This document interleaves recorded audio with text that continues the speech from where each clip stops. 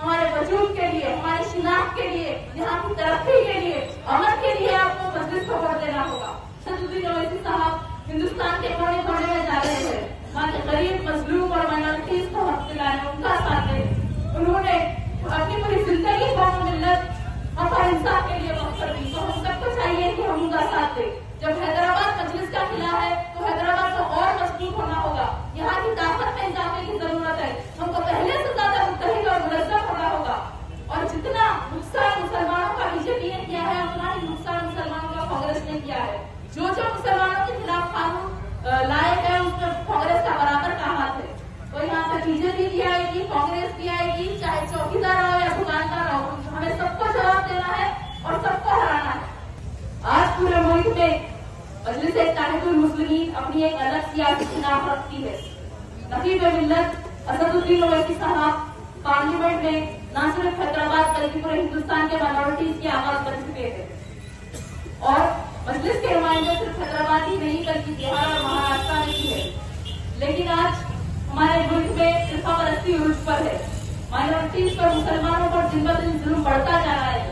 कभी मुसलमानों की बॉम्ब लिंचिंग होती है तो कभी मुसलमानों के घरों पर बुलडोजर चलाया जाता है, मुसलमान नौजवानों पर ईए लगा दिया जा रहा है और मुसलमानों के खिलाफ कई नए नए कानून लाए जा रहे हैं।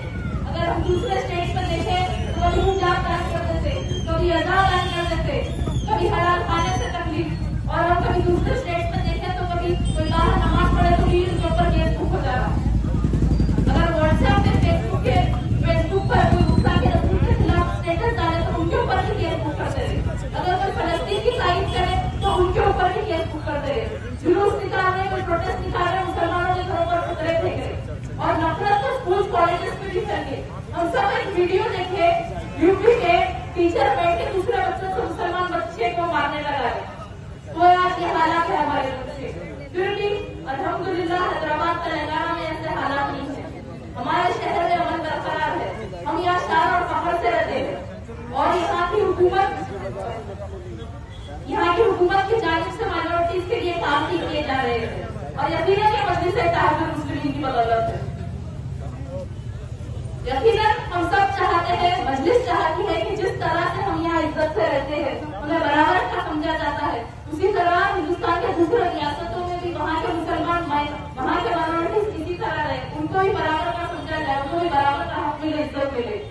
और इसीलिए आज असदुद्दीन ओवैसी साहब हिंदुस्तान के कोने कोने में जा रहे हैं, वहाँ के गरीब, मजलूम और माइनॉरिटीज को हक दिलाने, उनका साथ दें।